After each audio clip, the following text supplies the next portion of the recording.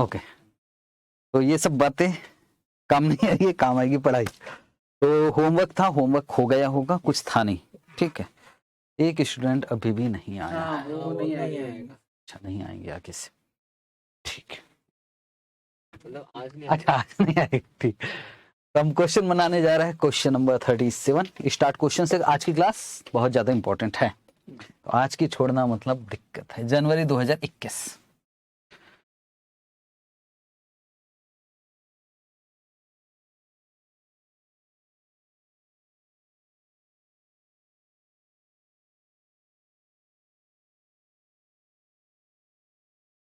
ठीक है, बड़े। अच्छा, अभी हम क्या करेंगे, देखो, जैसा मैं चाहता हूं, मैं जितनी मेहनत सीए फाइनल में देता हूं, उतनी मेहनत अगर आपको दे दिया हो ना, मजा आ जाएगा। उतनी मेहनत का समझ रहे हो कि मतलब क्या है? मतलब ये है, अभी हमारा कॉस्ट ऑफ कैपिटल चल रहा है, सारा खत्म हो जाएगा अक्टूबर से पहले। पहले टारगेट ये अक्टूबर में खत्म करना, दिवाली हम फ्री होके मनाएंगे। अब खत्म हो गया, उसके बाद थोड़ा आप एंजॉय करोगे। अब सवाल ये होता है, आपका कब पेपर है? जनवरी। अब यार, जैसे मैं सी वालों को पढ़ा रहा हूँ, आपके याद नहीं करना, बाकी लोग भी, ठीक है। तो अब सी वालों को पढ़ा रहा हूँ, सी फाइनल वालों को, तो उनका जैसे एक चैप्टर है, जैसे हमारा कॉस्ट ऑफ कैपिटल बहुत दिनों से चल रहा है, कुछ ना करते हुए भी 15 घंटे का चैप्टर, 15 से 20 घंटे का चैप्टर हो जाएगा। अब यार, जब रिवीजन करोगे ना, तो मुझे मालूम है कि कहाँ कहाँ फंसते हो। तो क्यों ना ऐसा हो जाए कि 2 घंटे में मैं यहाँ बैठ, कॉपी आपकी रहेगी, मेरे पास बोर्ड नोट्स है इसका, तो सामने मैं आपको रिवीजन करवाते चलूंगा, आप रिवीजन करते हुए चलोगे, कुछ क्वेश्चन सेलेक्ट करूंगा, आप वो होमवर्क कर लोगे। इट मीन एक चैप्टर 2 घंटे में खत्म, मजा आ जाएगा। अगर ऐसा रिवीजन हो जाए, टेस्ट रिवीजन टेस्ट, अभी तो साथ साथ टेस्ट चलेगा, जैसे ये चैप्टर होगा टेस्ट, फिर रिवीजन, फिर 1 महीना आराम से गैप कर लो, दिसंबर जनवरी में पेपर है तो रिवीजन स्टार्ट होगा, या फिर अक्टूबर में क्लास खत्म होती है, 15 तारीख तक थोड़ा सा दूसरे सब्जेक्ट खत्म करते, फिर रिवीजन करते, और करीब 10 दिन में हम पूरा एफएम खत्म कर लेते हैं।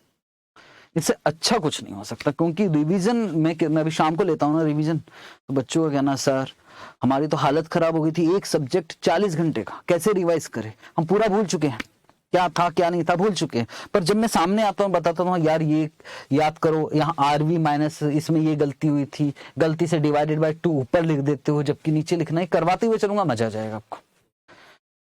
ऐसे ही कुछ करने वाले, पूरी फुल मेहनत रहेगी मेरी। तो question number 37, capital structure of P Q R. 37 बनाया था कि नहीं बनाया? नहीं बनाया है ना? उसमें ऐसा टिक कर लेना जो शीट दिया, ताकि हमको पता रहे कि कौन सा क्वेश्चन बच गया होगा, ठीक। 37। तो भाई पी क्यू आर लिमिटेड का इन्होंने कैपिटल स्ट्रक्चर दिया हुआ है, और इसमें 10% डिबेंचर है, प्रेफरेंस शेयर कैपिटल है, और इक्विटी शेयर्स है। क्या इसमें आपको रिटर्न अर्निंग दिख रहा है? नहीं, तो टेंशन खत्म। एडिशनल इंफॉर्मेशन में, ओहो ये क्वेश्चन बहुत अच्छा, बहुत अच्छा, बिल्कुल ध्यान से समझना। 100 रुपए पर debenture, redeemable at par, R भी दिया हुआ। फ्लोटेशन कॉस्ट कितना है? 2%। और 10 ईयर क्या है? मैच्योरिटी। और फिर यहाँ अलग से एक बात लिखा है, द मार्केट प्राइस पर डिवेंचर इज ₹110। ठीक है, इसका मतलब मैं आपको समझाऊंगा। ऐसे प्रेफरेंस शेयर के विषय में भी दिया हुआ सब कुछ वही। आगे बढ़े, इक्विटी शेयर 4 रुपए क्या चीज है? Flotation cost. मार्केट प्राइस कितना? फॉर 25। और नेक्स्ट ईयर एक्सपेक्टेड डिविडेंड मतलब D1। और ग्रोथ रेट कितना दिया है? 5%। The firm has practice of paying all earning in the form of dividend. ठीक। टैक्स का रेट कितना है? 30%। WACC निकालना है। तो जनवरी 2021 में आया था। WACC निकालने के लिए सबसे पहले हमको क्या निकालना पड़ेगा? Specific cost of capital. चलो, तो काम कर रहे हैं, और हम निकाल रहे हैं स्पेसिफिक कॉस्ट ऑफ कैपिटल। लिखोगे वर्किंग नोट नंबर 1, साथ साथ करेंगे इस क्वेश्चन को।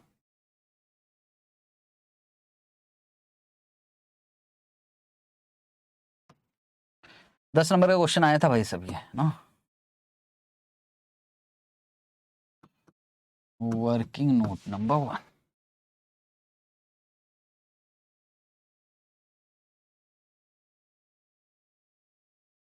Specific cost of capital. पहले क्या निकाले, के का फॉर्मूला, के is equal D1 E0 plus ji. D1 कितना, D1 2 the next expected dividend is 2, 2 रुपए हो गए। P0 कितना, सोच समझ के बोलना। 21 वैसे तो P0 25 है, शेयर इश्यू कर रहे हैं ना यार।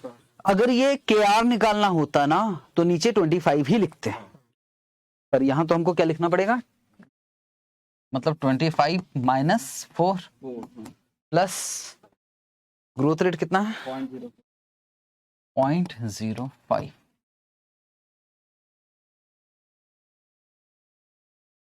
14.5 14.52।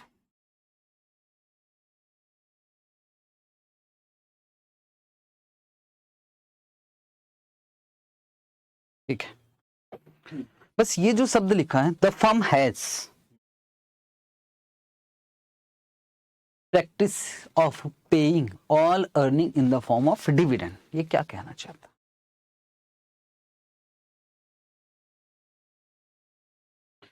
तो आपका ये कहना है, वो ये कहना चाहता है कि सर जो अर्निंग है पूरा डिविडेंड के रूप में दे देता है, इसलिए यहाँ क्या नहीं दिखाई दे रहा है, रिटर्न। अब मैं इसको दूसरी लैंग्वेज में बोलूंगा ना तो आपके होश उड़ जाएंगे। ग्रोथ क्या होता है sir, B into R. B का मतलब सर देखो, जो कमाया उसमें से डिविडेंड दिया, जो बचाया उसको इन्वेस्ट किया, उसको बोलते थे बी, और इन्वेस्ट करते थे रिटर्न ऑन इन्वेस्टमेंट में, और जो आया वही तो ग्रोथ होता है, याद है? क्या कुछ बचा रहे हो क्या? नहीं। क्या जितना कमा रहे हो सब बांट दे रहे हो, तो ग्रोथ है क्या? हाँ है ना, ये तो लिख रहे हो। हमारी अर्निंग्स में कितना ग्रोथ हो रहा है वो ऐसा हाँ, आप ऐसा समझ लो, आप बी इंटू आर के चक्कर में जाओगे ना, समझना बी इंटू आर मतलब ग्रोथ रेट निकलता था ना, और बी का मतलब होता था रिटर्न, जो रिटर्न कर रहे हो उसको रीइन्वेस्टमेंट कर रहे हो। तो बच्चों का ये कहता है सर ये तो अजीब सी बात बोल रहा है, यहाँ ग्रोथ बता रहा 5% और यहाँ बोल रहा कि यार कुछ बचा ही नहीं रहा है, तो फिर कैसे हो सकता है? तो ग्रोथ रेट निकालने के दो तरीके थे, एक तो था सस्टेनेबल ग्रोथ और एक होता था कंपाउंडेड ग्रोथ। तो हो सकता है ये कंपाउंडेड ग्रोथ। ये बस ये बताने की कोशिश कर रहा है ये रिटर्न अर्निंग नहीं है, जो आप पहला इंटरप्रेट किया ना वही है। सर इतना दिमाग चल सकता था, चलेगा चलेगा, जब आगे रिवीजन आएगा ना तो कहोगे हाँ सर ये कैसे हो गया। चलो दूसरा क्या निकाल लेंगे, केडी।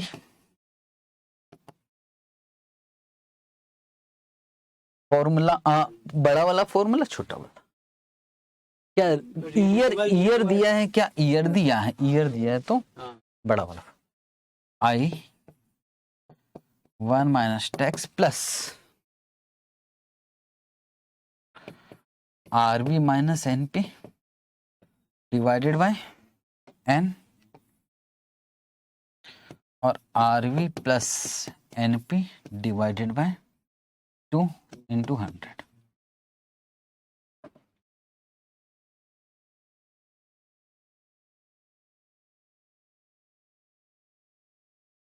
केडी 100 रुपए का 10% यहाँ लिखा है, ठीक, 100 रुपए का 10%, 10, और टैक्स का रेट शायद आगे लिखा है, ये लिखा है टैक्स का रेट कितना परसेंट, 30%।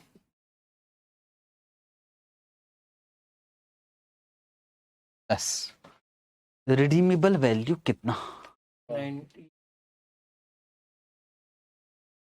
एट पार, तो कितना आएगा, 100 ही आएगा यार, माइनस नेट प्रोसीड्स।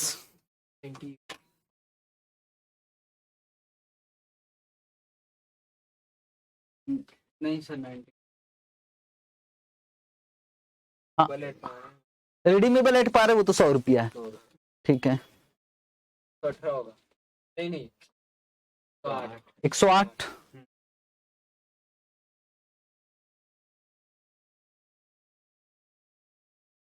110 में से क्या माइनस करना है? 2%। बाहर पे कर रहा हूँ, बाहर का 2%, 110 का 2%। 102 किधर से आया? 110। पहली बात कि इश्यू कितने में कर रहा है? बताया नहीं है तो मार्केट प्राइस बोला है तो अपन 110। जनरली मार्केट प्राइस पर इश्यू करते हैं। आप सुना मैं क्या बोलने जा रहा हूँ, बड़ी इंपॉर्टेंट है, हालांकि बात अजीब सी लगेगी।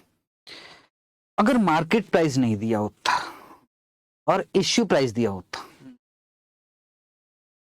सर अगर मार्केट प्राइस नहीं दिया है और इश्यू प्राइस दिया हुआ है, तो जब हम मार्केट वैल्यू वेट से करते थे तो इश्यू प्राइस को ही क्या ले लेते थे? Market price.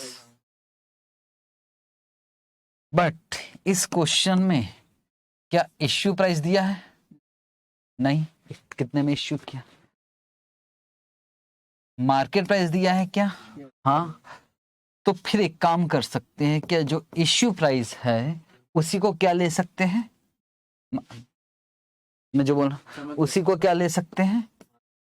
ICAI नहीं लेता है। कहानी बस ये समझाने की कोशिश कर रहा हूं। अगर कुछ नहीं दिया है तो इश्यू एट पार समझ लेना।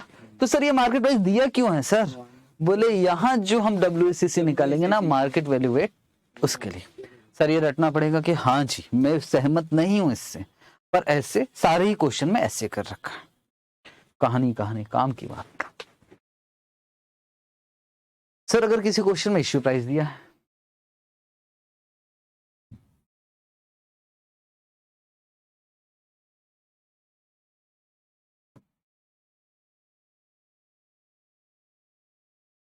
हिंदी कैसी है आपकी? अगर, वैसे लिखा था ना जो हमको समझ में है। अगर क्या दिया है? Issue price. इश्यू प्राइस दिया है, आप इसको अंग्रेजी में लिख लेना है। अगर इश्यू प्राइस दिया है बट मार्केट प्राइस नहीं दिया, तो फिर इश्यू प्राइस को ही हम क्या मान लेते हैं? Market price. ये बात तुमको समझ में आती है? ठीक है सर। अगर क्या दिया है? मार्केट प्राइस दिया है एंड इश्यू प्राइस नहीं दिया है। वाओ, मजा आ गया हिंदी में। नहीं दिया तो क्या होगा फिर? Issue price is equal to face value. क्या रट्टा मारा सर, मजा।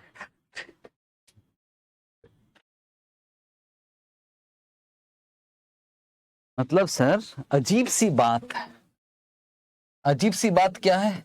Issue price is equal to market price, yes, and market price is not is price, yes. Maths के हिसाब से अजीब सा मैथ्स है। तो छोड़ो ना यार, और कंफ्यूजन क्रिएट होगा इसमें, तो ये ठीक है।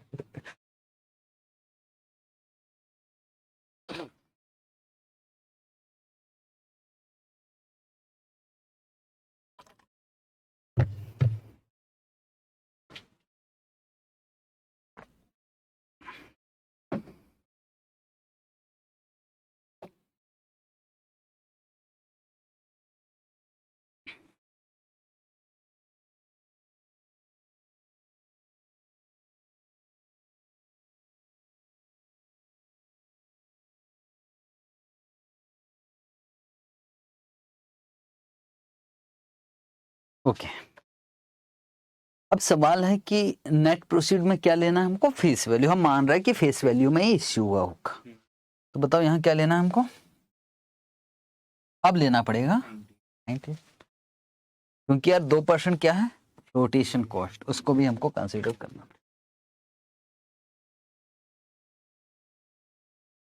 और डिवाइडेड बाय क्या हो जाएगा? 10, और यहाँ 100 प्लस 98 डिवाइडेड बाय 2।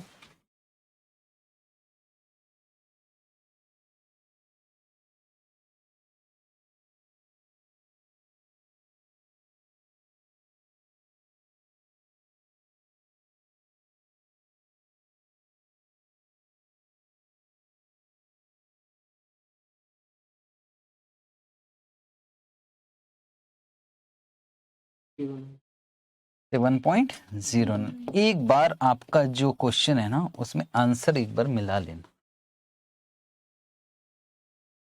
हाँ, इसलिए मैं बोल रहा हूँ एक बार आंसर मिला लेते हैं ना। हमारे पास तो है क्वेश्चन नंबर 37। अच्छा, सभी का आ रहा है क्या? 7.27%। देख लो एक बार, ताकि फिर आगे गलती होगी ना तो उसको 7.27 ही है ना, तो फिर 0.073। ठीक। तो भाई के ई हो गया, के डी हो गया, अभी क्या बचा? केपी। केपी के विषय में एक बार देखते हैं। 100 रुपए प्रेफरेंस शेयर है, 3% क्या है? Rotation cost. Redeemable at par बोला है और कुछ नहीं बोला है इश्यू कितने में हो रहा, तो क्या मानेंगे? At par. Rotation cost cut कर देंगे 3%। और मार्केट प्राइस जो दिया वो क्यों दिया होगा? मार्केट वैल्यू वेट निकालने के लिए। तो आप एक काम करो, केपी निकाल लीजिए आप।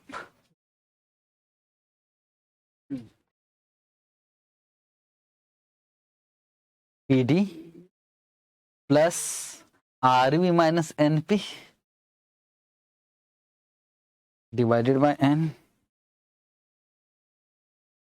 2। ठीक।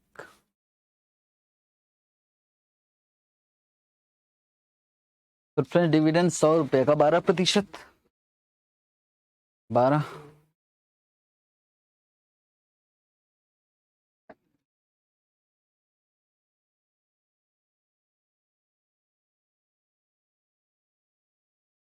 और यहां देखो 100 आ जाएगा आरवी और एनपी कितना जाएगा भाई? 97 डिवाइडेड बाय इसमें भी क्या आ जाएगा? 10।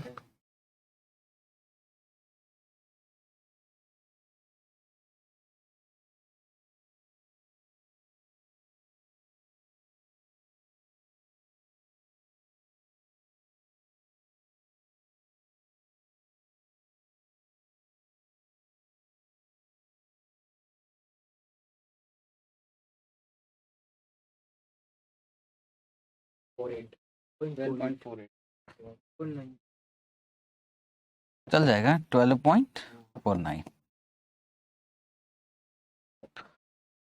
चलो अब टेबल बना लेते हैं, डब्ल्यूसीसी निकाल लेते, खत्म, 10 नंबर मिल जाएगा।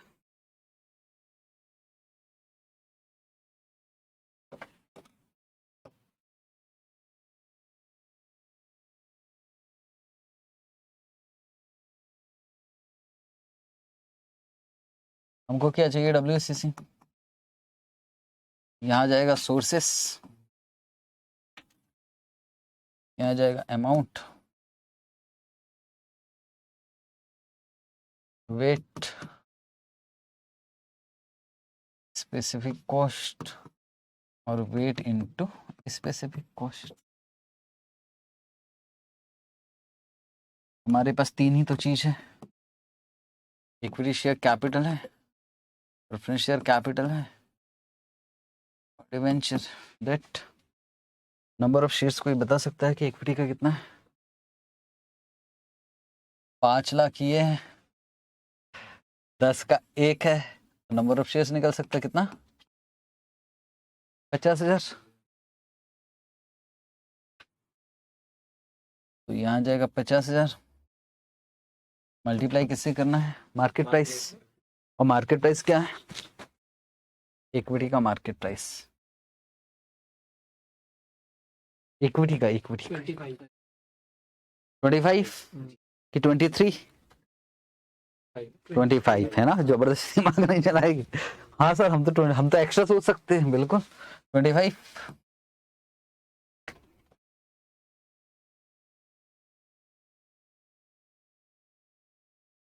कितना? 12,50,000 हो गया ये। ठीक है, ऐसे ही किसका निकाल लें हम लोग? प्रेफरेंस शेयर 100 का 1 है ना, तो number of preference share 2,50,000 divided by 100, तो मतलब 2500 है ये। 2500 इंटू 108।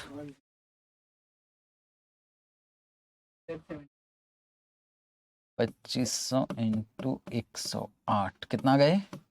2,70,000। अगला देखते हैं डेट। डेट कितने का? 3 लाख और 100 का 1 है, मतलब ये हो गया 3000। मल्टीप्लाई किससे करेंगे? 110।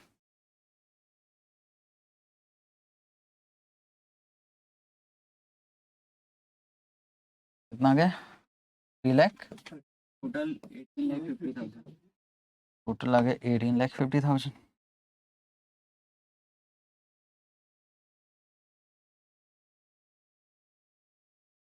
पॉइंट 676।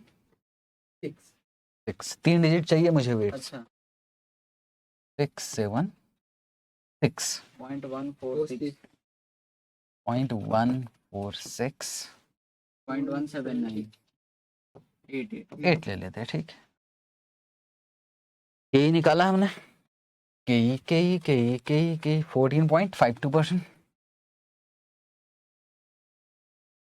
ठीक है।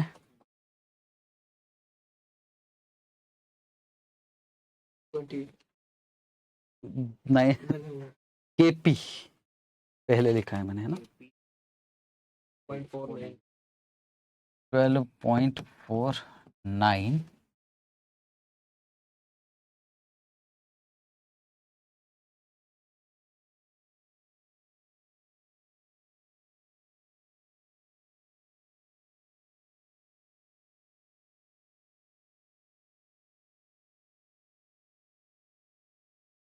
12.9 12 7.27 7.27। मुझे फाइनल आंसर बताना है ना। 12.9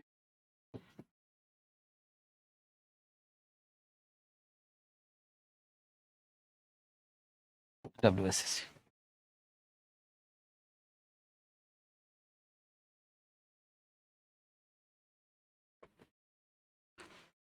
ये क्वेश्चन भी बन जाता, कुछ विशेष था नहीं, बस फंसते कहाँ, वही मार्केट प्राइस और इश्यू प्राइस, बस।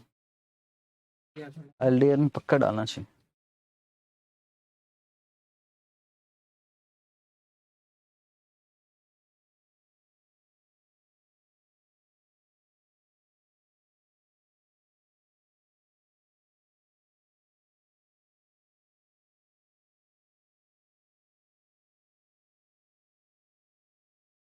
क्वेश्चन नंबर 25 हम करने जा रहे हैं। आपके स्टडी मैट में ना, ये आपको पहला क्वेश्चन दिखाई देगा। TYK1 लिखा मतलब पहला क्वेश्चन दिखाई देगा। देखते हैं क्या लिखा हुआ है। लिखा गामा लिमिटेड 5 लाख 1 रुपए का ऑर्डिनरी शेयर्स है। 1 रुपए का शेयर्स, ऑर्डिनरी शेयर्स मतलब इक्विटी शेयर्स, जो कि क्या है? एक्स डिविडेंड, मार्केट प्राइस 1.50 पर शेयर। पढ़ा के बताओ ये 1 क्या है भैया?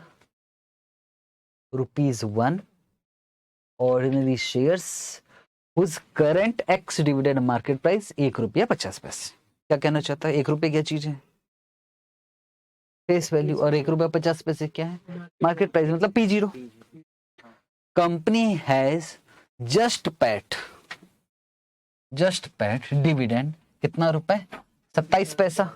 ये बहुत छोटा छोटा अमाउंट देता ना, मजा नहीं आता। 1 रुपया कोई शेयर की कीमत है यार, वो 27 पैसा। 27 पैसे को हम 0.27 लिख सकते हैं। ये D0 है कि D1? D0 है। ग्रोथ रेट भी दिया रहेगा। And dividend are expected to continue at this level for some times. Expected to continue 27 पैसा। अभी कितना? 27। 1 साल बाद 27 2 मतलब 27 पैसे ही है। D0 बोले तो 27 पैसे, D1 बोले तो 27 पैसे। बस इस बात से हमको समझ में आ रहा कि यही कंटिन्यू हो रहे हैं। और खास बात है, कंपनी में कोई डेट है क्या? तो WACC निकालना।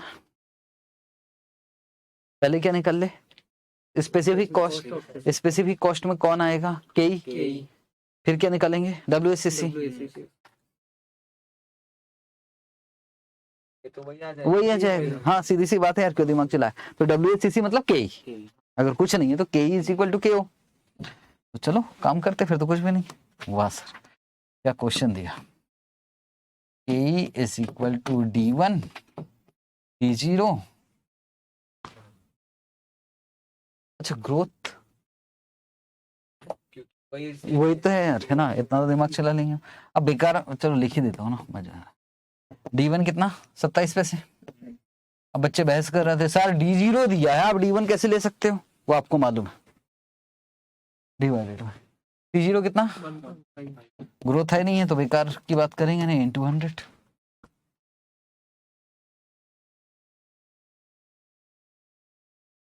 18%। ये क्या निकला आपका, यही नहीं WSCC, ठीक है खत्म। कुछ ज्यादा इजी क्वेश्चन हो गया है ना।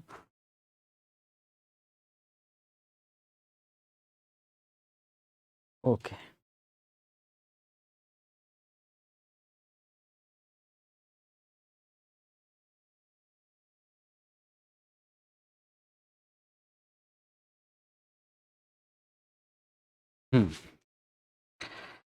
अब ऐसी चीज पढ़ने जा रहे हो जो सीए पढ़ा रहा है वही पढ़ा सकता है, ठीक। आजकल ICAI पता नहीं, इस अटेम्प्ट की मैं बात कर, इस अटेम्प्ट की बात कर रहा हूँ, इससे पहले वाले अटेम्प्ट, ये जो सिंपल सिंपल क्वेश्चन है केडी निकालने का वो बड़े आसानी से कर रहे थे आप, I1 - टैक्स ऐसा कुछ कर रहे थे। लेकिन एक दूसरी अप्रोच आ गई जिसका नाम है YTM मेथड। जब मैं पढ़ा रहा था आपको तो मैं बार बार बोल रहा था कि एक मेथड है जो मुझको पढ़ाना है, वो अभी नहीं पढ़ाऊंगा, थोड़ा सा एक बार फ्लो बने, अब पढ़ने जा रहे हैं। आज की क्लास जिसकी भी क्लास मिस हुई है वो इस क्लास को देखे बिना अगली क्लास में बैठने का कोई सेंस नहीं। आप करते हैं, देखो वो लेक्चर डल जाएगा हाँ मैं डाल देता हूँ, हाँ देख लेंगे टाइम निकाल कर, क्योंकि आज की क्लास ये वाला पार्ट बहुत ज्यादा इंपॉर्टेंट है। चलो लिखते हैं स्टार लगाकर, और इंपॉर्टेंट लिख देना क्योंकि ये मैं लिख के देता हूं कि बहुत सारी जगह पढ़ाया ही नहीं जाएगा, हालांकि यही आ रहा है आजकल। क्या है, आपको आदत हो गई I1 - टैक्स RV - N, खत्म कहानी। पर आजकल वो मेथड आता नहीं है, तो ये हम इंपॉर्टेंट पॉइंट पढ़ रहे हैं।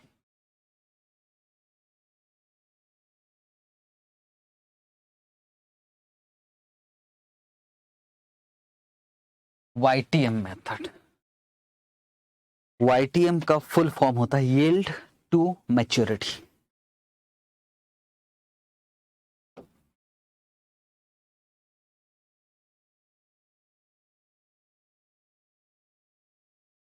यील्ड टू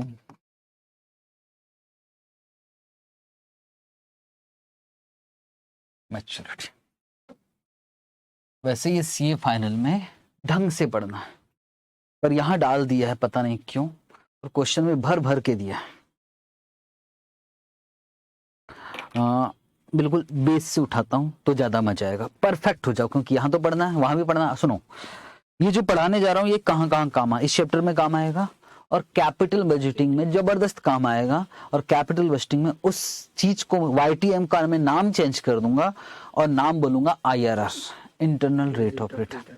वहां में टाइम लगाता था, अब वो टाइम यहां लग जाएगा। ये समझ लो कैपिटल बजटिंग की 2 क्लास यही हो गई आपकी, वो यहां यूज होगा। इसके अलावा जब फाइनल में जाओगे तो क्या CA फाइनल में कैपिटल बजटिंग है, हाँ वहां भी काम आएगा। उसके अलावा CA फाइनल में ही YTM निकालने के लिए बहुत बड़ा चैप्टर है सिक्योरिटी वैल्यूएशन, वहां भी काम आएगा, मतलब मोस्ट इंपॉर्टेंट है, और हमारे चैप्टर के लिए तो है ही। इसलिए मैं चाहता हूं कि बिल्कुल बेसिक से उठाएं, टेंशन नहीं खत्म। और बेसिक से उठाने का मतलब है कोई फॉर्मूला फेंकूंगा नहीं कि हाँ लिख लो इसको कर लेना, मैं एग्जाम्पल लिखवा रहा हूँ, कॉमन सेंस लगाएंगे काम करेंगे। एग्जाम्पल बिल्कुल आराम से काम कर रहा है, देखोगे एग्जाम्पल।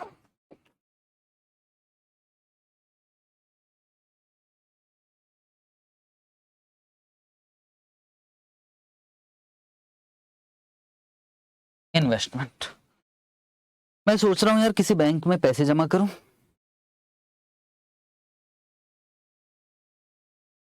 और मैं सोच रहा हूं कि यार 1000 रुपए जमा करता हूं।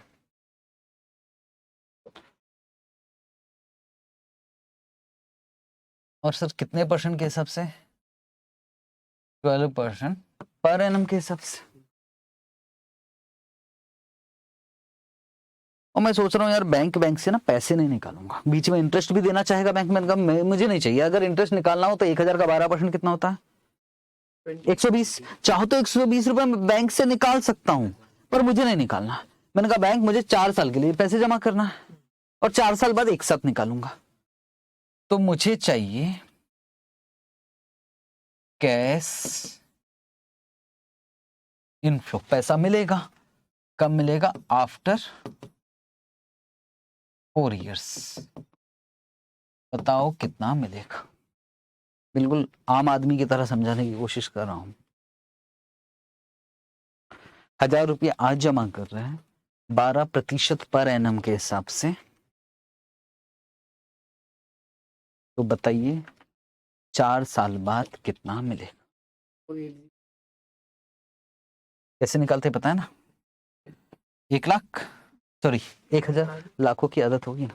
1000 बच्चे ऐसे भी करते, 1000 प्लस 12% प्लस 12% प्लस 12%, ऐसा बच्चों वाला वैसा भी कर सकते हो, पर सिंपल तरीके से 1000 1.12 पावर क्या हो जाएगा 4।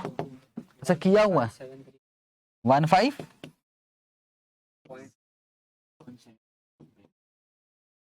आपने कैसे किया था? 120 120 120 120 से जोड़ दिया था क्या? अच्छा अच्छा, मतलब मैं ऐसा कर सकता था ना यार, ये किया है हमने शायद, फ्यूचर वैल्यू निकाल रहा है। 1573.52 लिख देता हूँ। अच्छा दूसरी लैंग्वेज में पूछूं, आज कितना पैसा जमा कर रहे हैं हम बैंक में? 1000। कब मैच्योरिटी, कब पैसा मिलेगा? 4 साल बाद। मैच्योरिटी बोलूं चलता है ना, मैच्योरिटी 4 साल बाद मैच्योर होगा पैसा, कितना मिलेगा? 15। तो उस हिसाब से हर साल का कितना परसेंट इसकी कमाई हो रही है? 12%। 12% को इंग्लिश में बोलते कमाई, मतलब yield. Yield to maturity, maturity तक हर साल आप कितना कमा रहे हो, दिस इज YTM। अब मैं क्या करने वाला हूं मालूम है? ये बॉन्ड खरीद रहा हूं, कितने का है? 1000। बीच में इसमें कुछ नहीं मिलेगा, जो मिलता है ना इंटरेस्ट, उसको अच्छी स्टैंडर्ड लैंग्वेज में बोलते कूपन। तो बीच में कुछ कूपन नहीं मिलेगा, और मैच्योरिटी कब होगी? सीधा लास्ट में। आज कितने का खरीद रहा हूं? 1000, और लास्ट में कितना मिलेगा मैं ये बता सकता हूं आपको, और लास्ट में कितना मिलने वाला? 1573। बीच में कोई कूपन मिल रहा है क्या? नहीं। तो इसका नाम मालूम है क्या? मतलब zero coupon bond. Zero coupon bond बोलते हैं, जीरो कूपन बॉन्ड। हालांकि वो फेस वैल्यू पे रिडीम्ड होता है, वो मैं बाद में कुछ समझाऊंगा। अभी इसका नाम मैंने बोला जीरो कूपन बॉन्ड। बोलो इसमें हर साल की कितने की कमाई हो रही है? 12%। वो परसेंट ही तो यील्ड है। अब ध्यान से समझना, मैं कंपनी, मैंने कहा ये बॉन्ड है, आपको दिया, आपने मुझे पैसा कितना दिया? 1000। बीच में मुझे कुछ देना है क्या? नहीं। और लास्ट में आपको मैं कितना दे दूंगा? 1573। मतलब मैंने आपसे लिया 1000, और 4 साल बाद मैं आपको दे रहा हूं 1573। इट मींस यार मेरा कॉस्ट तो है, और मालूम है आपकी कमाई कितने की है? 12। तो मेरा कॉस्ट कितना है? 12। इसी को बोलते हैं कॉस्ट ऑफ डेट। ये तो है कॉस्ट ऑफ डेट, पर ये मेथड कौन सा है? YTM। YTM method. तो बस वही कुछ करने जा रहा है। अब लिखोगे, ये एग्जाम्पल नंबर 1 था, अब लिखोगे एग्जाम्पल नंबर 2।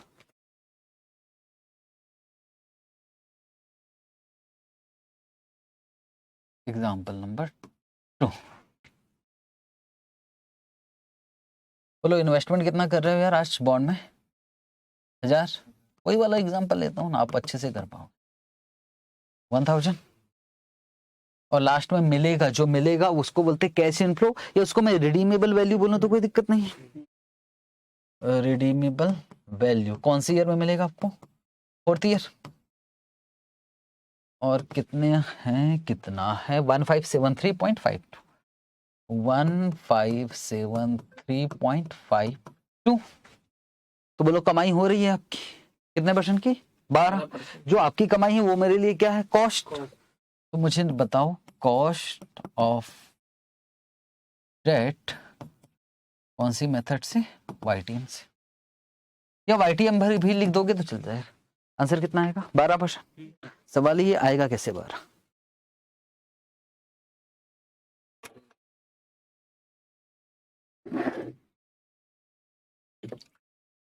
12% ही निकालना है हमको। आप भी जानते हो 12 आना चाहिए, मैं भी जानता हूँ 12 आएगा कैसे, बस सवाल।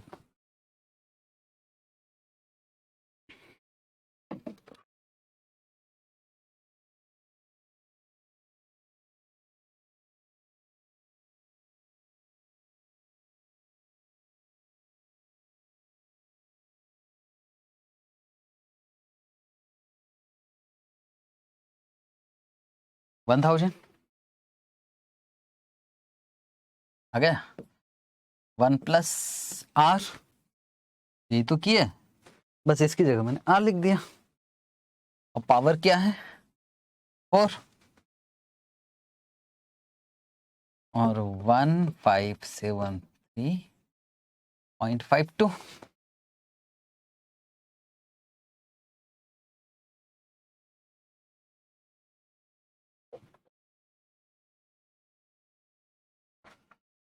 तो R is equal to 1573.52 divided bye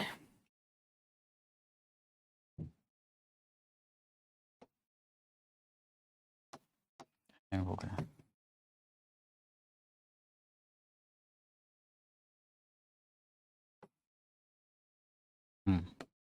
ऐसे नहीं, और अच्छे से करता हूँ, मजा आ रहा है।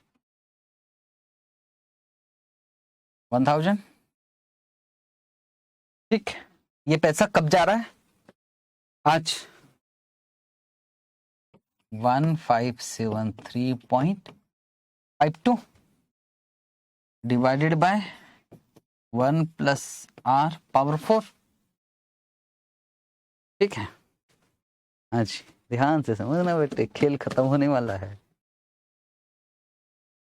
अब बारीकियां समझो कि ये है प्रेजेंट वैल्यू, आज का वैल्यू, और ये कब का वैल्यू है? फ्यूचर का वैल्यू नहीं है, ये भी आज का ही वैल्यू। अब बारीकियां समझो, इस रेट से मैंने डिस्काउंटिंग किया, इसको डिस्काउंटिंग बोलते हैं। किस रेट से डिस्काउंटिंग किया है कि ये भी तो प्रेजेंट वैल्यू आया, ये पैसा जा रहा है, present value of cash outflow. ये क्या है? Present value of cash. एक ऐसा रेट, वाईटीएम कुछ नहीं है, एक ऐसा रेट जिससे डिस्काउंटिंग करो तो ये दोनों इक्वल आना चाहिए। हाँ, आईआरआर याद आ रहा होगा, हाँ सर ऐसे ही कुछ कर रहे थे। खैर मैं तो टाइम पास कर रहा हूँ, आप भी जानते हो। आंसर कितना आया था आपका? Are is equal to 12%। 12% कैसे आया था पता है ना? 1573.52 डिवाइडेड बाय 1000, पावर क्या हो जाएगा? 1/4। फिर क्या किया होगा आपने? -1, और लास्ट में क्या कर दिया होगा? इंटू 100%। तो आंसर कितना आ गया आपका? 12%। ये पहले भी किया हुआ है, ये एक अल्टरनेटिव है। अब मेरे पास दूसरा अल्टरनेटिव भी है, लिखोगे अल्टरनेटिव 2।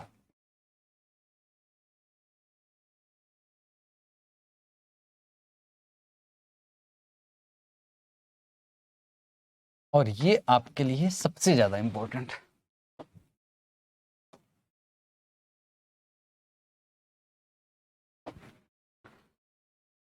जो अल्टरनेटिव 2 है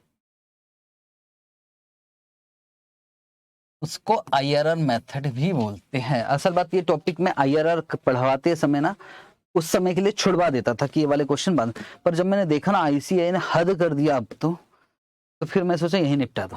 आईआरआर मेथड भी बोलते हैं, या इसका नाम है trial and error method. Trial and error method. और एक सेंटेंस हमको समझ में आया, YTM इज अ रेट, यही है ना? रेट ही तो है, एट विच, जिस पर, YTM एक रेट है जिस पर present value of cash outflow कितना जा रहा है? 1000 इज इक्वल टू क्या आ जाना चाहिए? Present value of cash inflow.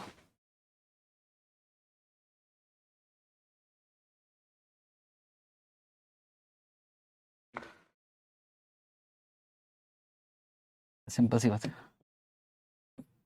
इस रेट से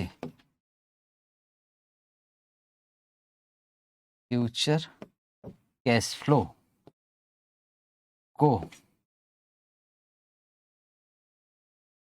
डिस्काउंट करें कि किस रेट से इसको डिस्काउंट करूं, कि आंसर क्या है?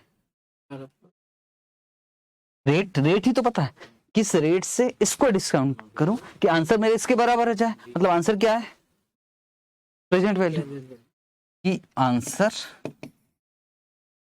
Current market price. Current market price समझ रहे हो ना, बॉन्ड का आज कितने का है ये, 1000 रुपए का। करंट मार्केट प्राइस आ जाए। तो टारगेट क्या है भाई, टारगेट बस इतना है कि हमको इसको इस रेट से डिस्काउंटिंग कर देना है कि आंसर डिस्काउंटिंग करने के बाद कितना आ जाए, 1000। इसको डिस्काउंट करो, ठीक है सर। तो पहले कौन से रेट से डिस्काउंटिंग करें कि आंसर 1000 आ जाए। अच्छा 12% से करके देखो कि आंसर 1000 आ जाएगा क्या। ठीक है, 12 तो 1573.52 डिवाइडेड बाय 1.12 4 बार इक्वल टू करोगे तो आंसर 1000 आ जाएगा।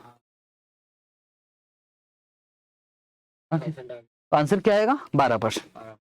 पर हमको कैसे मालूम कि 12% है, दिक्कत तो ये है, अभी तो हमको पता था सर, इसलिए जुगाड़ हो गया। पता नहीं रहेगा तो फिर कैसे करेंगे, ट्रायल एंड एरर। चलो पहले एक काम करते, 10% से डिस्काउंटिंग करते हैं और भगवान से प्रार्थना करते हैं कि 1000 आ जाए। चलो लेट एस, नहीं आएगा, भगवान नहीं सुनने वाला है, आप भी जानते।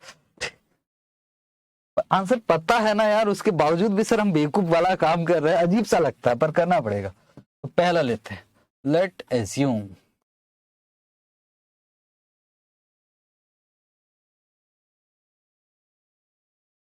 डिस्काउंटिंग रेट कितना परसेंट, 10%।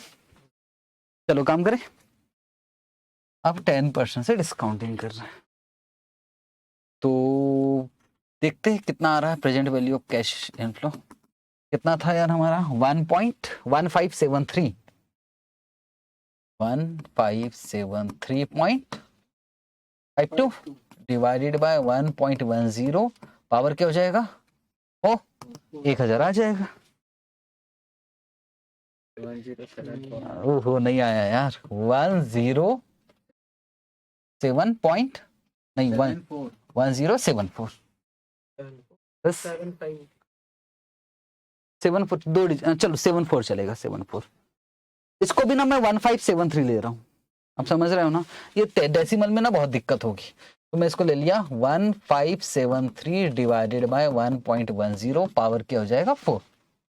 ठीक है, मैंने वो पॉइंट हटा दिया, तो इतना ही 1074। हाँ। अच्छा कुछ और आ गया क्या,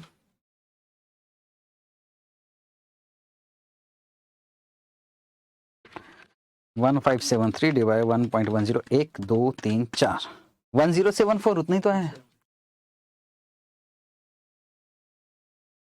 मुझे आंसर क्या लाना है,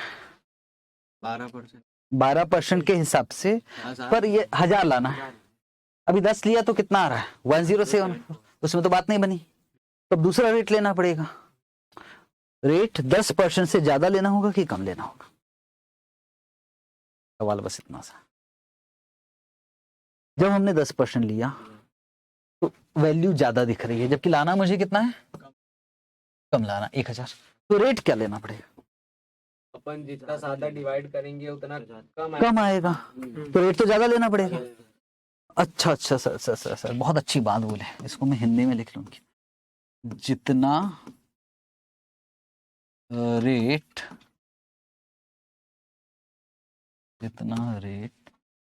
ज्यादा लेंगे वैल्यू कम आएगी।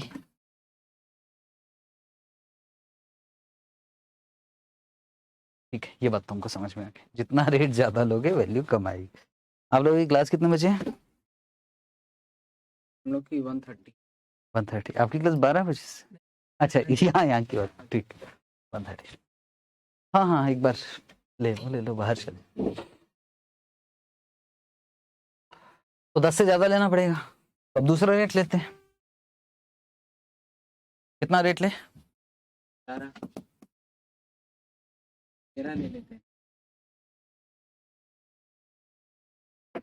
क्या लाना है हमको 1000, तो रेट कौन सा ले,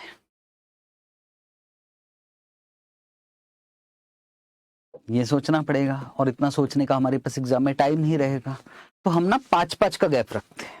10 में बात नहीं बनी तो 15, शायद 15 में 1000 आ जाएगा। चलो कोशिश कर तो दे। यहाँ पे हम लोग को यही करना है। हाँ हाँ हाँ, मैं देखा कॉन्सेप्ट समझाने के लिए ऐसा करवा रहा हूँ। 15 देखते आ जाएगा, शायद 1000 आ जाएगा। देखते तो शायद आ जाए 1000। सर शायद क्या हम लिख के दे सकते कि नहीं आने वाला? आगे नहीं करना पड़ेगा। चलो पीवीसीएफ निकालते हैं। 1573 डिवाइडेड बाय 1.15 पावर 4।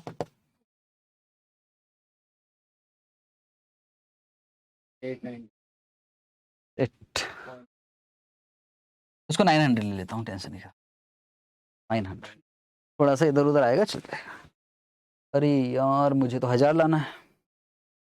रेट 10 लेता हूँ तो वैल्यू ज्यादा आ जाती है, 15 लेता हूँ तो वैल्यू कम आ जाती है, पर मुझे तो इन दोनों के बीच का आना चाहिए जी 1000। तो अब क्या करें? इनके बीच का तो है 100% के बीच का, इनके बीच का तो हर बार ऐसे थोड़ी ना करूंगा। तो एक मैथ्स में बोलते इंटरपोलेशन। लिखो लिखो लिखो लिखो। अब इतना तो पता लग गया कि भाई 10 और 15 के बीच में फॉर्मूला है, फॉर्मूला है। मैं फॉर्मूला यूज नहीं करवा रहा हूँ। मैं तो वहां आप अकाउंट में फॉर्मूला यूज कीजिए, बिल्कुल higher value upper value etcetera etcetera. मैं कॉन्सेप्ट पे फोकस कर रहा हूँ, बिल्कुल ठीक है। अब ध्यान से, मैं कॉन्सेप्ट फॉर्मूला में याद नहीं करवा रहा हूँ, मुझे नहीं याद करना। अब मैं जो नाम ले रहा हूं इसको बोलते इंटरपोलेशन।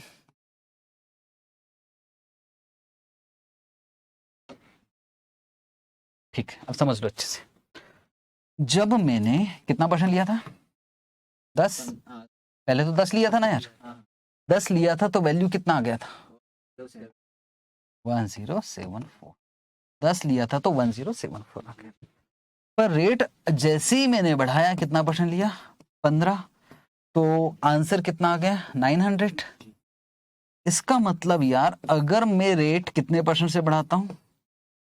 5% से, तो क्या वैल्यू कम होती है?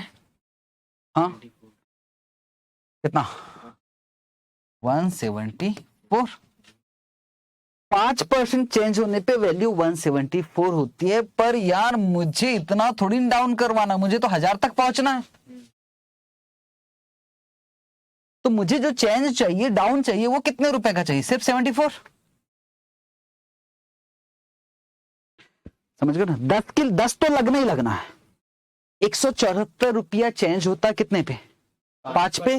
तो 74 के लिए कितना परसेंट? यूनिटरी मेथड है अगर देखा जाए तो। अगर बिल्कुल फॉर्मूले पे नहीं जाओ ना तो भी कर लोगे आप, थोड़ा सा मैथ्स इन्वॉल्व है पर कर लोगे। 174 रुपए। आप सोच रहे इधर क्या हुआ सर? ठीक है, आगे समझ। 174 रुपया अंतर आता है 5% पे। तो 74 के लिए कितना परसेंट हो सकता है? यूनिटरी मेथड से हो सकता है 2.12 आ रहे हैं। 2.12 और 10 तो है, तो 12.12 चलेगा, चलेगा। हालांकि एक्यूरेट आंसर कितना है? 12%। अच्छा इसको सॉल्व कर रहे हैं। सॉल्व मैं ऐसे कर रहा हूं भैया, 10 तो लगेगा लगेगा। ओके, यहाँ से क्या ये परसेंटेज है? हाँ, तो ऊपर तो पूरा परसेंटेज लेना पड़ेगा। तो यहाँ 5 ले लिया, और 5 के बराबर कितना है? वो है यूनिटरी मेथड है आपका। 5 के 10 यहाँ ये परसेंटेज है तो मैंने यहाँ 5 ले लिया। 5 के बराबर है 174। तो मुझे क्या चाहिए? 74 के लिए कितना? आंसर निकल जाएगा। और आंसर कितना आ गया? 12.12%।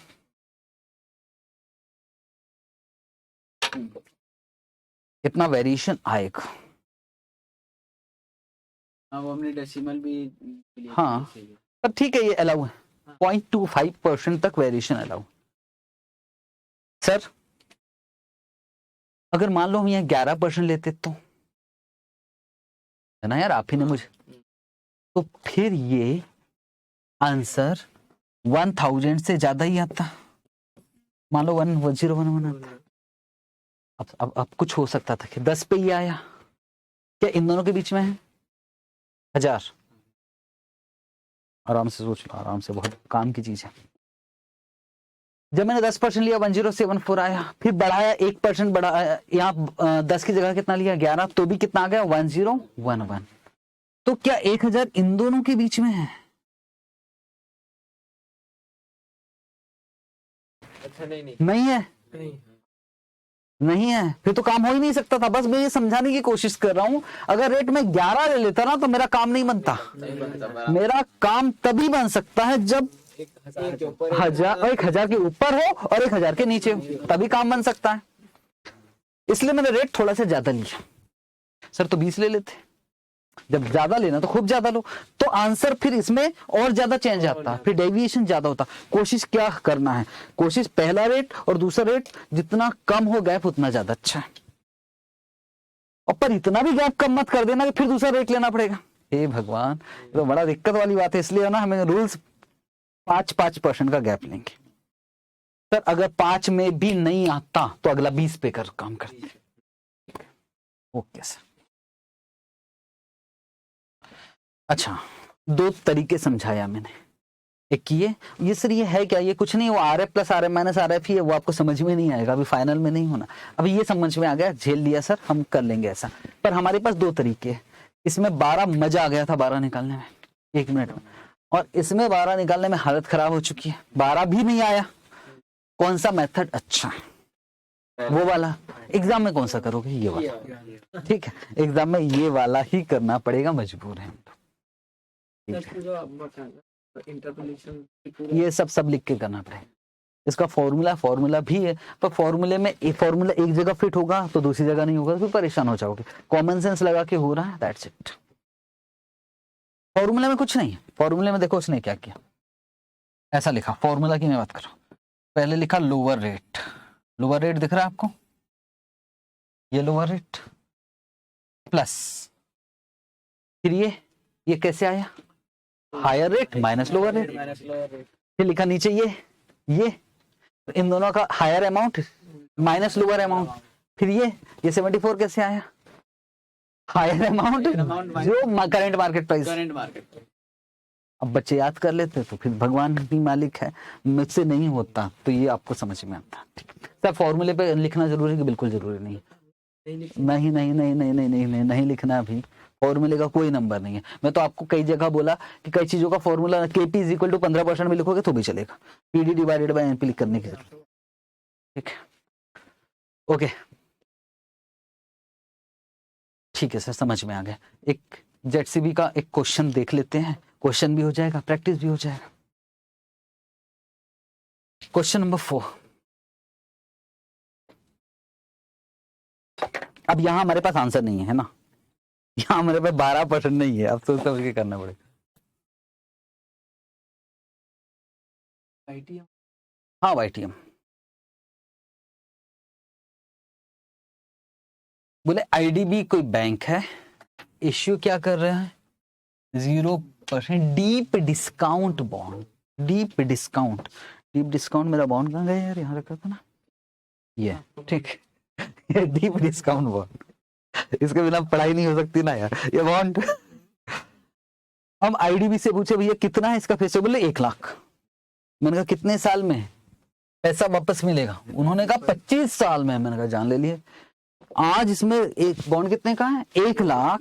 मैंने कहा देना कितना, बोले 1 लाख नहीं देना है, मैं 25 साल बाद 1 लाख रुपए वापस करूंगा। कभी भी 0 कूपन बॉन्ड फेस वैल्यू पर रिडीम्ड होता है। आज कितना पैसा देना है, बोले आज बहुत कम, बहुत सारा डिस्काउंट है, डीप डिस्काउंट। और बोले आपको सिर्फ आज कितना देना है 2500 रुपए। पैसा कितना देना 2500। डीप डिस्काउंट बॉन्ड या 0 कूपन बॉन्ड एक ही बात है। कभी भी इश्यू होता है डिस्काउंट पर और रिडीम्ड होता है फेस वैल्यू। तो भी लिख लेना है, टैक्स है नहीं है तो यहां लिख लेता हूं ZCB, नाम से ही लग रहा है ZCB। हमेशा इश्यू किस पे होता है, इश्यूड एट डीप डिस्काउंट, बहुत ज्यादा डिस्काउंट पे, एंड रिडीम्ड या रिडीमेबल एट पार।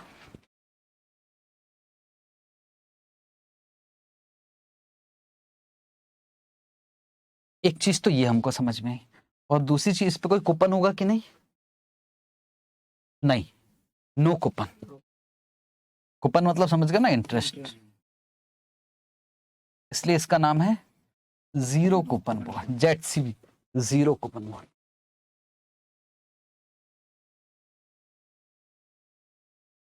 चलिए स्टार्ट करें। इस क्वेश्चन को दोनों तरीके से करते हैं, ठीक है, फॉर्मूले से भी करते हैं तो हमारी प्रैक्टिस भी हो जाएगी।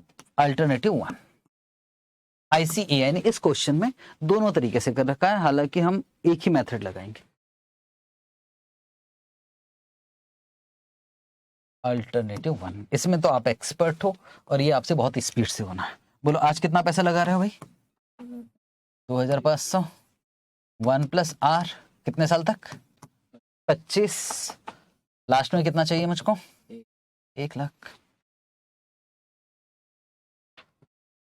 तो R =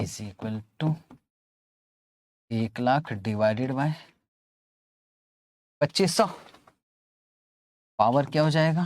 1/25 -1 और इंटू 0.3। ज्यादा खूब कमाई हो रही। एक बार आंसर चेक कर लेना। क्वेश्चन नंबर कौन सा है वो?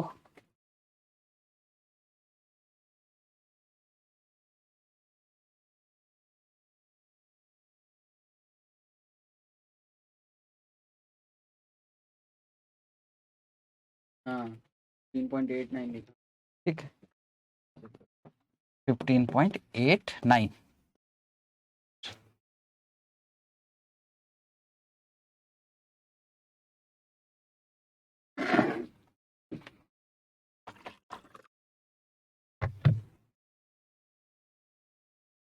हाँ 15.9।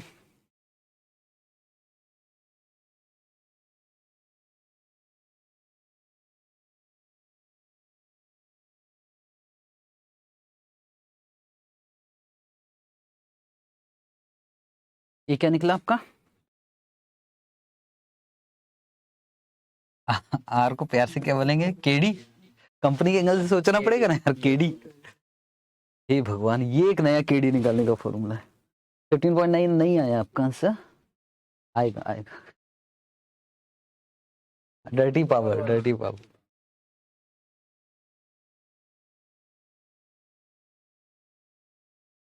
LIC वगैरह में भी होता है ना यार, लमसम अभी दो 2500 भैया। कोई बोलता है ना यार, एक काम करो अभी 2500 रुपया जमा करो, 25 साल तक भूल जाओ और 25 साल बाद 1 लाख रुपए लेना, और आपसे बोलेगा कितने % की कमाई है? 15.9। और भी बोलते हैं LIC वाले कि देखो ऐसा है कि हर 15 साल तक ये सब काम आएगा। हर साल आपको 50,000 50,000 50,000 पटाना है 10 साल तक, और फिर हम आपको एक साथ इतना देंगे और रिटर्न बताओ। वही चीज तो हम यहाँ पढ़ रहे हैं और कुछ है नहीं। बॉन्ड क्या है? बॉन्ड कुछ नहीं, LIC है। वही तो मैं पढ़ रहा हूँ कि इतना इतना इतना। अभी हम बॉन्ड्स में जनरली क्या होता है, हर साल, अब मैं दूसरे एंगल से भी बोल सकता हूँ, रिटर्न निकाल सकते हो कि देखो, अब ध्यान से समझना भैया, ये बॉन्ड जो है ये 970 है, 970 का, तो 970 रुपया आज देना है। और फिर मैं आपसे बोलूंगा हर साल 100 रुपए 100 रुपए 100 रुपए 100 रुपए 100 रुपए 100 रुपए, कितने साल तक मिलेगा? 4 साल तक। और लास्ट में आपको कितना मिल जाएगा एक साथ? 1100 रुपए। हर साल कूपन कितना मिल रहा है? 100 100 100 100, लास्ट में 1100। तो मैं आपसे बोल रहा हूँ कि भैया आज देना आपको 970 और हर साल आपको 100 100 100 100 मिलेगा और लास्ट में 1100 मिलेगा। क्या आप अपनी रिटर्न कमाई निकाल सकते हो? हाँ, वही तो मैं सिखाऊंगा। जो आपकी कमाई वो मेरे लिए क्या है? कॉस्ट। मैं दूसरे एंगल से बोल रहा हूँ, आप मुझे आज कितना रुपए दे रहे हो? 9710, बदले में बॉन्ड ले लिया आपने, और मुझे इसके बदले में हर साल आपको कितना देना पड़ेगा? 100 100 100 100 और 1100। बताओ मुझे कितना कॉस्ट पड़ा? इस कॉस्ट ऑफ डेट। ओके, इसको दूसरे मेथड से निकालो जल्दी से। अल्टरनेटिव 2। ऐसे 10-50। हाँ, पहले 10 से करे क्या? यहाँ तो पता है, अब यहाँ पता है तो 15 और 20 के बीच में जाएगा। चलो 15-20 में खत्म करते हैं, अगला जो करेंगे ना जिसमें पता नहीं रहेगा उसमें सोचेंगे। तो चलो 15 और 20 में निपटाते हैं। 15%।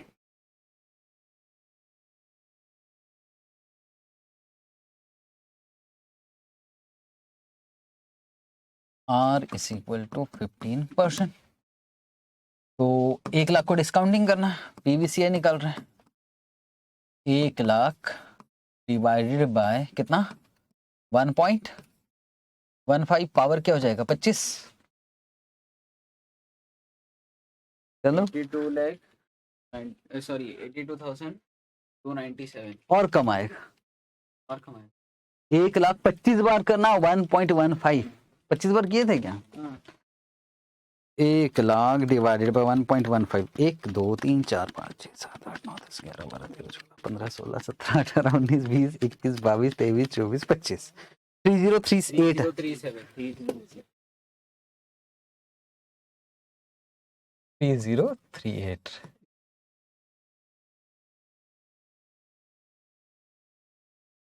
ठीक है, अब थोड़ा सा दिमाग चलाना, थोड़ा सा यार। टोटल वैल्यू कितना लाना हमको, 2500। 3038 लगभग 15% पे तो आ ही चुका है। चाहो तो 20 लो, चाहो तो थोड़ा कम लोगे तो ज्यादा एक्यूरेट आंसर आएगा। पर इतना सा दिमाग हमारा चलेगा ना, हम 20 से निपटाते, 20 ले लेते।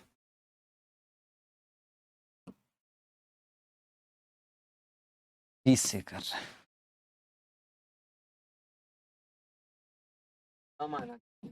हाँ 2500 से कम आना चाहिए। रेट बढ़ाओगे तो कम आएगा।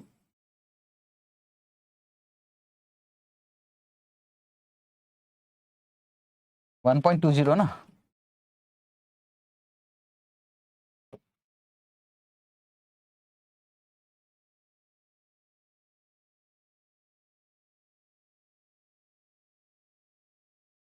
कितना 1048।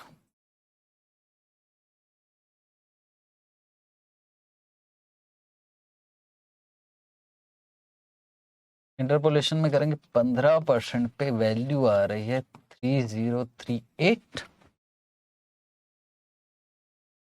और जैसे ही हमने रेट बढ़ाया तो वैल्यू आ गई 1048, और हमें कितना चाहिए 2500।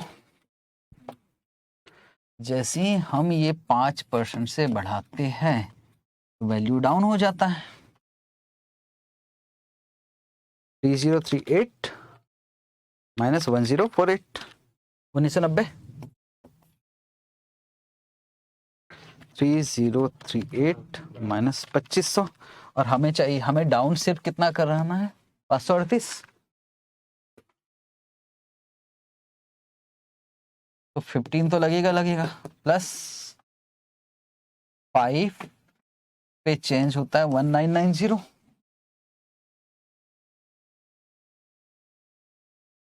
अमाउंट ही तो 538।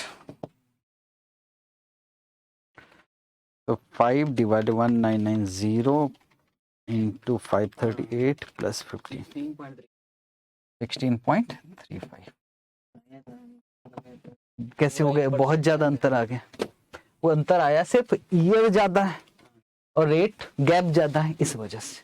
आईसीएआई ने गैप उतना नहीं लिया होगा, देखो कितना, तो 15 और 16 15 और 16 उसको पता था ना, इसी कारण कभी ऐसा नहीं आएगा, अब टेंशन मत लो। जो रेट, खास बात समझना, एग्जाम में निकाल के देख ये क्या आ रहा है। देखो मैं आपको बताऊं ना एग्जाम में क्या होगा।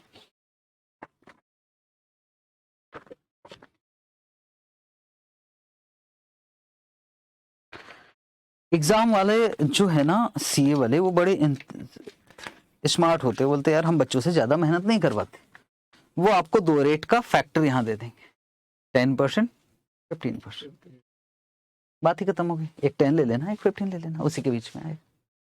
और क्या अब हर कोई अलग अलग लेगा? नहीं, जब दिया रहेगा तो आपको ये लेना पड़ेगा। एक 10% दे देगा, एक 15% दे देगा, तो बस फिर तो बात ही खत्म हो गई ना यार। फिर हमको कुछ सोचना ही नहीं, मैं भी 10 और 15 लूंगा, आप भी 10 और 15 दिया तो हमको वही लेना पड़ेगा, फिर तो सबका आंसर वही आएगा। ठीक है, तो क्योंकि पेपर चेक करने में आसानी होती है, तो फिर वो खुद कैलकुलेटर थोड़ी नहीं लेकर बैठेगा यार, क्योंकि आप 18 लोगे, मैं 20 लूंगा, कोई 19 लेगा, आंसर थोड़ा बहुत वेरिएशन आएगा। तो फिर क्या है, वो आपको ना अक्सर 99% आपको रेट्स क्वेश्चन के साथ में ही दे देता है। तो बात ही खत्म हो जाएगी फिर। ठीक है, अब इसकी प्रैक्टिस होगी। ये अभी मैंने सिर्फ किसका बताया, ZCB का। अभी मुझे प्रेफरेंशियल्स में भी समझाना है, इक्विटी में भी समझाना है, YTM मेथड, और अभी बॉन्ड्स में भी समझाया। इस बॉन्ड्स में क्या हो रहा था, पैसा कब लग रहा था, आज पैसा मिल रहा था कुछ साल बाद, बीच में कूपन मिल रहा था क्या, नहीं। पर यार ZCB के अलावा भी तो बहुत सारे बॉन्ड्स हैं जिसमें बीच में कूपन मिलता है, उसको YTM मेथड से कैसे सॉल्व किया जाए, वो कल सीखना है हमको। ठीक है, तो आज के लिए सफिशिएंट है। मुश्किल टॉपिक किया तो आराम से, बाकी कल ये टॉपिक खत्म कर देंगे तो फिर तो हम तैयार हो जाएंगे।